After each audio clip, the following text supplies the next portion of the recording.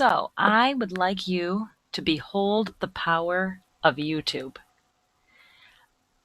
I learned about it earlier this summer at a Google Summit, and I played with it a lot then.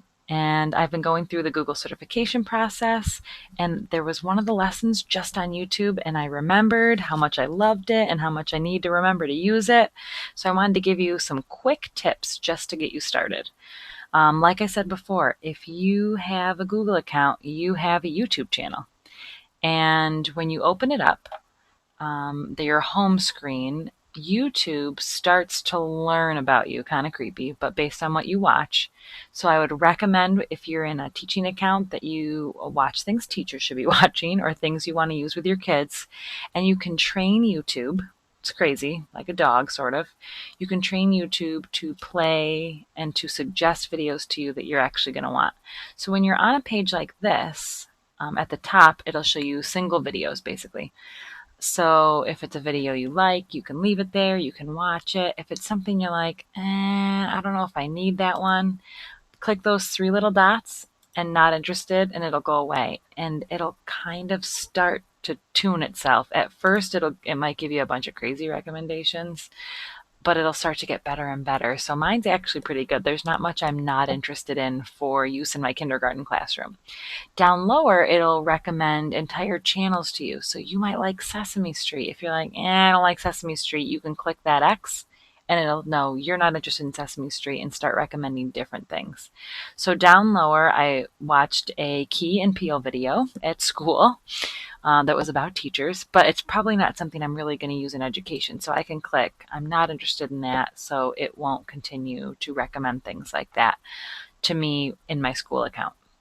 So that's the first step. The more videos you watch, the more videos you add to playlists, which I'll show you in a minute, the more channels you subscribe to, the more YouTube will get better at suggesting things to you. So finding videos, there's a couple ways. You can just search for something. So if you know you are going to be doing rules in the classroom, so rules in kindergarten, right at the beginning of the year, that you can just type in exactly what you want, just like you would a Google search. Up in the corner, once you do that, there's these little filters. So those can kind of narrow your search a little bit. Relevance, when they were uploaded, if you want to kind of shrink it down to things that are newer. If you're looking for a certain kind of video, if you want a whole playlist of videos and you just want to look at the playlists, if you are looking for a channel that's all about following rules, you can filter it by that. I typically just go through the first ones. I don't use the filters too much and find something that I might, here's a song about rules in the classroom. So you can click on your video once you find one you like. I'm going to pause it right now so we don't watch the whole thing. I do recommend any video you're going to use in the classroom, watch the whole thing so that you can kind of filter out a little bit, make sure it's appropriate.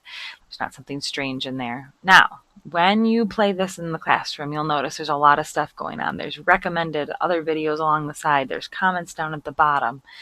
So some tips when you're viewing and you're watching are you can switch to full screen mode when you're with your kids. I always recommend doing that. If you have slow internet, load it ahead of time. That bypasses any commercials. And then the kids don't have to sit through those. Sometimes commercials pop up. I quick close them. So that's one thing. Now, if you like the video, there's a couple things you can do. Down here, it'll tell you who put that video on. And I'm already subscribed to Harry Kindergarten Music, but it'll usually be red, and you can click on it if you want to subscribe. So now you're wondering, what do I do with this subscription? When you go back to YouTube,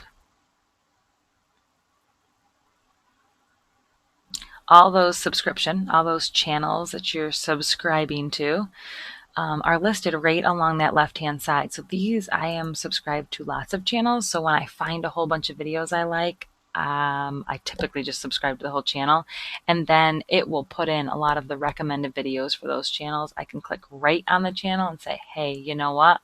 I really liked things by Have Fun Teaching. So I'm going to click on them, see what they have going on. I can look through all of their videos and add some of them to playlists and choose things off of there. I know that they're all good. I know that they're all quality videos that I like. So when you have a video, say here's a video about weather songs, and you want to save it for later. It's not something that you want to watch right now. Down at the bottom, you'll see this Add To button. You want to click on that. And you can add it to a playlist. Now you'll see I have a lot of playlists. One of those playlists is a watch later playlist. So that's just for you. I'm going to watch that one later. I want to check it out later. The other ones I've been very specific about naming. Okay, these ones are yoga videos for kids. These are ones I used in summer school. These are counting videos. These are social skills read alouds. These are just social skill videos. So little snippets that teach about social skills. So if I want to start a weather playlist, I know we're going to learn about weather later in the year. I just type that into the top, create new. I can make it public. You can make your playlist unlisted, which means if you send the link to someone, they can look at it. If you don't send the link, they can't. Or you can make it private. That means you'd have to be logged in as yourself to see this playlist. I recommend for the most part leaving them public. You're really just using other people's videos. These aren't your videos. And it's nice to share it. Someone else then can search for weather playlist and find your playlist on there. So for the most part, I leave my teaching playlists as public for other teachers to find, and I typically find other people's playlists. I could continue looking for more weather videos. I could go on to another topic. Over to the right is a great place to look for other ones that I might want to add to my playlist to save for later. Then when I'm teaching about weather, I click on that list. All of my videos are right there. Rather than copying and pasting links and saving them somewhere, that's a great place. I mentioned a little bit earlier about viewing it, and people are worried about that with kids. So down at the way bottom, there is something called restricted mode, especially if you're going to be having kids browsing on YouTube. That's a great thing to turn on. You can just click on the arrow, and it's not letting me. Oh, here we go. And you can click on, and it's not perfect, but it will help filter things out. I typically leave it off when I'm searching for things ahead of time. I'm usually picking things out for kids. I'm not searching in front of kids. So I'm fine with leaving it off for me when I'm browsing, especially if you had one-to-one Chromebooks or iPads, you'd want to turn that off. So that's a good tip to know. You can also, if you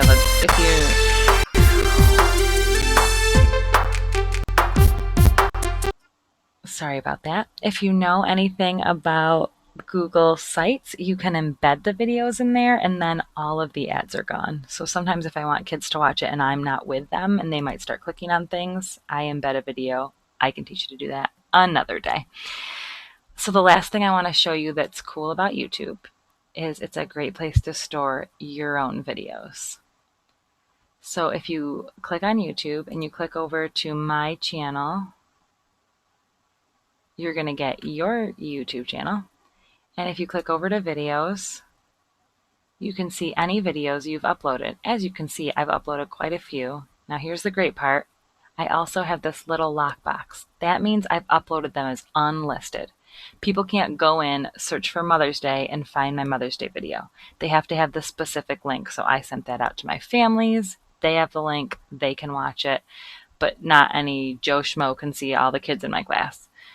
That's, I think, important to parents. It has that privacy piece. However, there's other videos like the tutorials that I make that I leave open. Anybody can search and find those tutorials. You don't have to have the link to find it. So there's no little lockbox. I have quite a few videos. There's lots you can do with videos on there. We'll save that for another day, but I just wanted to let you know when you create videos on iPads and a lot of times I say, put it in YouTube. And if it's for school, put it in your school account. So it's something that you can access at school, and it's always quick and right there. If there's a video I made, I want to show kids, I can quick get into it by going right to my own channel.